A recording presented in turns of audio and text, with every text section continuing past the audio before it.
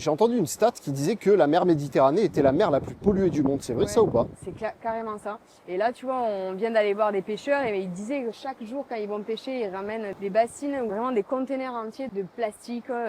Et ça vient souvent plutôt des plaisanciers ou ceux qui vont faire les apéros au bord de la plage, etc. Et en fait, le déchet qu'on va jeter par terre va se retrouver en mer. Est-ce que les filets de pêche, c'est un problème pour les C'est- pêcheurs en eux-mêmes? C'est une énorme problématique parce qu'une fois perdus en mer, ils mettent 600 ans à se dégrader et ça représente 10% de la pollution plastique retrouvée au fond des océans. Et la plus grosse problématique pour les pêcheurs, c'est qu'en fin de vie, aujourd'hui, il n'y a pas de solution. Donc c'est envoyé directement en déchetterie où ils vont être incinérés ou enfuis, Et alors du coup, toi, tu t'es dit que ces filets de pêche, ils pouvaient avoir une seconde vie carrément.